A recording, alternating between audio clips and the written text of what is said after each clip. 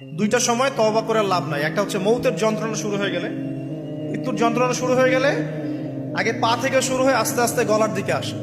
হাদিসে যেমনটা এসেছে, সূরা ওয়াকিয়ার মধ্যেও আছে যে পায়ের দিক থেকে যন্ত্রণা শুরু হয়ে আস্তে আস্তে আস্তে আস্তে এই গলার দিকে আসে, এবং আত্মাটা গলার এখানে যখন চলে আসে, এখান থেকে মালাকুল মউত আত্মাটাকে নিয়ে চলে যায়।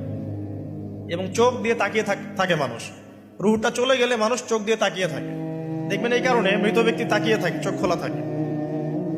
এবং তখন আসমান থেকে সিঁড়ি নামিয়ে দেওয়া হয়, ওই সিঁড়িতে করে আত্মা চলে যাচ্ছে, ও তাকিয়ে দেখে যে আত্মা চলে যাচ্ছে।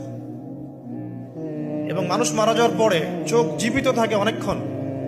মেডিকেল সায়েন্স যারা পড়েছে তাদেরকে জিজ্ঞাসা করবে, মানুষ ডেড হয়ে গেলেও চোখ দেখবেন আরো কয়েক ঘন্টা, হয়তো আরো নির্দিষ্ট একটা সময় পর্যন্ত চোখটা কিন্তু জীবিত থাকে। এই জন্যে চোখ বন্ধ করে দিতে হয়। যাই হোক, যেটা বলছিলাম যে মৌতের যন্ত্রণা শুরু হয়ে গেলে তওবা করে লাভ নাই।